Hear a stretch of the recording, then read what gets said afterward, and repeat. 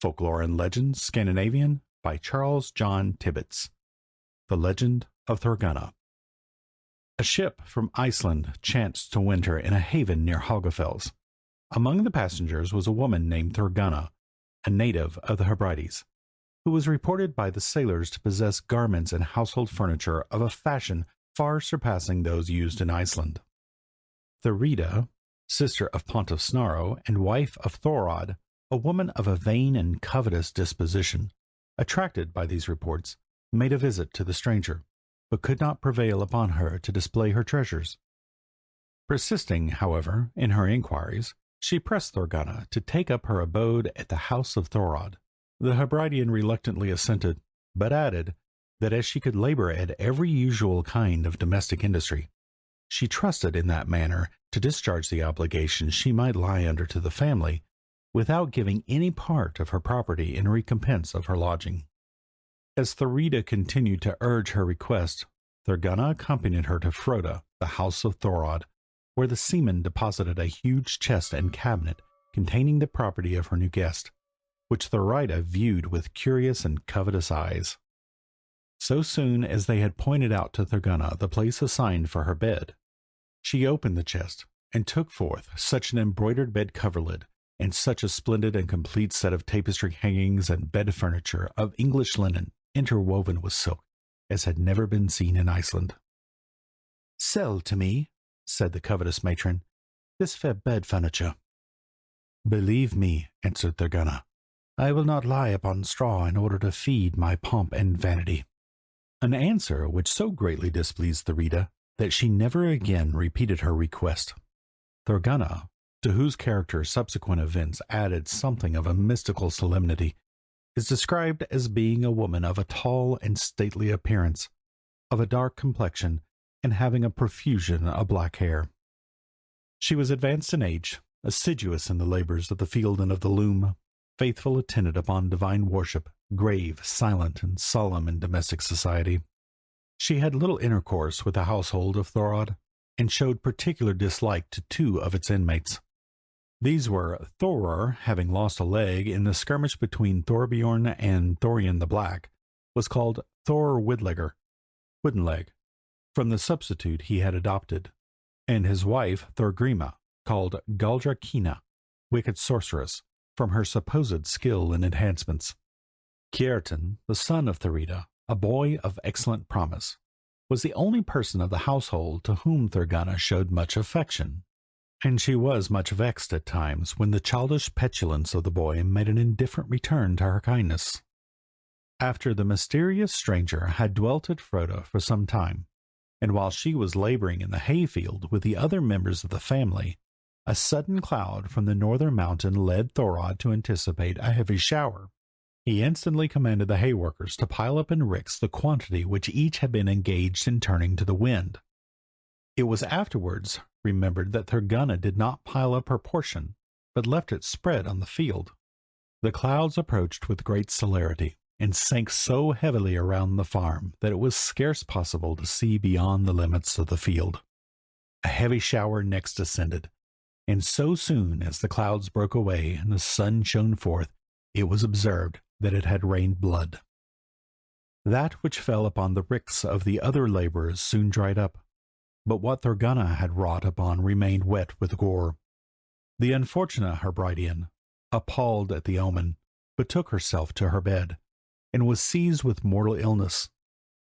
On the approach of death, she summoned Thorod, her landlord, and entrusted to him the disposition of her property and effects. "Let my body," said she, "be transported to Skolholt, for my mind presages that in that place shall be founded the most distinguished church in this island. Let my golden ring be given to the priest who shall celebrate my obsequies, and do thou indemnify thyself for the funeral charges out of my remaining effects. To thy wife I bequeath my purple mantle, in order that, by this sacrifice to her avarice, I may secure the right of disposing of the rest of my effects at my own pleasure. But for my bed, with its coverings, hangings, and furniture, I entreat that they all be consigned to the flames. I do not desire this because I envy anyone the possession of these things after my death, but because I wish those evils to be avoided which I plainly foresee will happen if my will be altered in the slightest particular. Thorod promised faithfully to execute this extraordinary testament in the most exact manner. Accordingly, so soon as Thorgunna was dead, her faithful executor prepared a pile for burning her splendid bed. Thurida entered, and learned with anger and astonishment the purpose of these preparations. To the remonstrances of her husband she answered that the menaces of future danger were only caused by Thorgunna's selfish envy, who did not wish anyone should enjoy her treasures after her decease. Then, finding Thorod inaccessible to argument, she had recourse to caresses and blandishments, and at length extorted permission to separate from the rest of the bed furniture the tapestried curtains and coverlid. The rest was consigned to the flames in obedience with the will of the testator. The body of Thorgunna, being wrapped in new linen and placed in a coffin, was next to be transported through the precipices and morasses of Iceland to the distant district she had assigned for her place of sepulture. A remarkable incident occurred on the way. The transporters of the body arrived at evening, late, weary, and drenched with rain, in a house called Nether Ness, where the niggard hospitality of the proprietor only afforded them house room, without any supply of food or fuel. But, soon as they entered, an unwonted noise heard in the kitchen of the mansion, and the figure of a woman, soon recognized to be the deceased Thorgunna, was seen busily employed in preparing victuals. Their inhospitable landlord, being made acquainted with this frightful circumstance, readily agreed to supply every refreshment which was necessary, on which the vision instantly disappeared. The apparition having become public, they had no reason to ask twice for hospitality as they proceeded on their journey, and they came to Skálholt, where Thorgunna, with all due ceremonies of religion, was deposited quietly in the grave. But the consequences of the breach of her testament were felt severely at Froda. The dwelling at Froda was a simple and patriarchal structure, built according to the fashion used by the wealthy among the Icelanders. The apartments were very large, and a part boarded off contained the beds of the family. On either side was a sort of storeroom, one of which contained meal, the other dried fish. Every evening large fires were lighted in this apartment for dressing the victuals, and the domestics of the family usually sat around them for a considerable time until supper was prepared. On the night when the conductors of Thorgunna's funeral returned to Froda, there appeared, visible to all who were present, a meteor or spectral appearance, resembling a half-moon, which glided around the boarded walls of the mansion in an opposite direction of the course of the sun, and continued to perform its revolutions until the domestics retired to rest. This apparition was renewed every night during a whole week, and was pronounced by Thor with the wooden leg to presage pestilence or mortality. Shortly after, a herdsman showed signs of mental alienation, and gave various indications of having sustained the persecution of evil demons. This man was found dead in his bed one morning, and then commenced a scene of ghost-seeing unheard of in the annals of superstition. First victim was Thor, who had presaged the calamity. Going out of doors one evening, he was grappled by the spectre of the deceased shepherd as he attempted to re-enter the house. His wooden leg stood him in poor stead in such an encounter. He was hurled to the earth, and so fearfully beaten that he died in consequence of the bruises. Thor was no sooner dead than his ghost associated itself with that of the herdsman, and joined him in pursuing and assaulting the inhabitants of Froda. Meantime, an infectious disorder spread fast among them, and several of the bondsmen died one after the other. Strange portents were seen within doors. The meal was displaced and mingled, and the dried fish flung about in the most alarming manner, without any visible agent. At length, while the servants were forming their evening circle round the fire, a spectre, resembling the head of a sealfish, was seen to emerge out of the pavement of the room. Bending its round black eyes, full on the tapestried bed curtains of Thorgunna.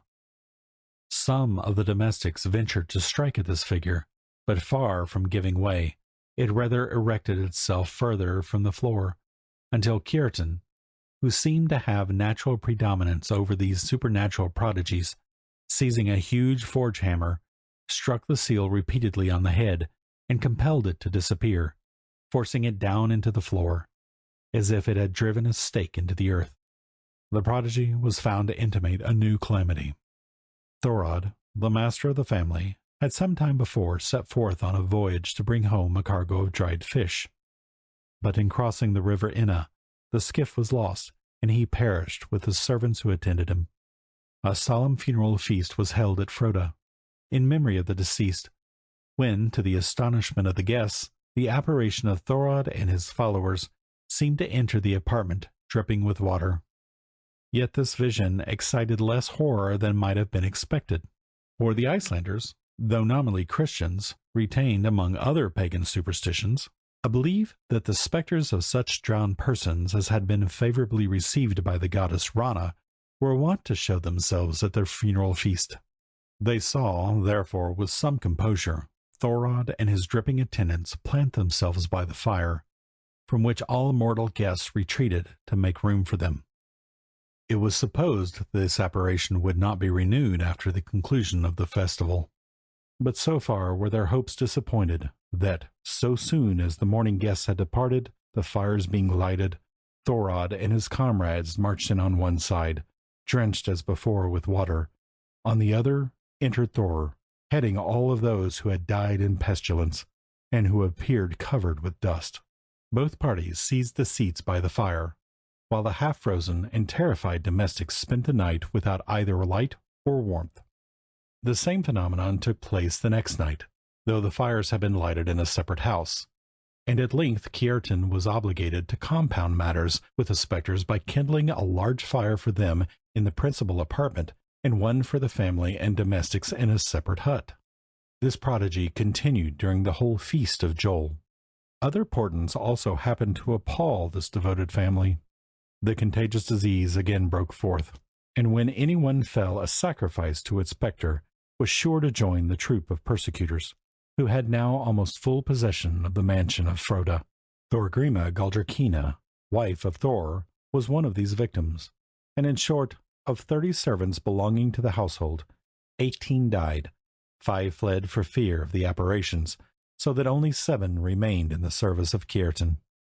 Kiartan had now recourse to the advice of his maternal uncle Snorro, in consequence of whose counsel, which will perhaps appear surprising to the reader, judicial measures were instituted against the spectres. A Christian priest was, however, associated with Thordokassa, son of Snorro, and with Kiartan, to superintend and sanctify the proceedings. The inhabitants were regularly summoned to attend upon the inquest, as in a cause between man and man, and the assembly was constituted before the gate of the mansion, just as the spectres had assumed their wonted position by the fire. Kiartan boldly ventured to approach them, and snatching a brand from the fire, he commanded the tapestry belonging to Thorgunna to be carried out of doors, set fire to it, and reduced it to ashes with all other ornaments of her bed, which had been so inconsiderately preserved at the request of Thurida. A tribunal then being constituted with usual legal solemnities, a charge was preferred by Kiartan against Thor with the wooden leg, by Thordokassa against Thorod, and by others chosen as accusers against the individual spectres present, accusing them of molesting the mansion and introducing death and disease among its inhabitants. All the solemn rites of the judicial procedure were observed on this singular occasion. Evidence was adduced, charges given, and the cause formally decided. It does not appear that the ghosts put themselves on their defense, so that sentence of ejectment was pronounced against them individually in due and legal form. When Thor heard the judgment, he arose, and saying, "I have sat while it was lawful for me to do so," left the apartment by the door opposite to that at which the judicial assembly was constituted. Each of the spectres, as it heard its individual sentence, left the place, saying something which indicated its unwillingness to depart, until Thorod himself was solemnly called on to leave. "We have here no longer," said he, "a peaceful dwelling, therefore will we remove." Kiartan then entered the hall with his followers, and the priest, with holy water, and celebration of a solemn mass, completed the conquest over the goblins, which had been commenced by the power and authority of the Icelandic law.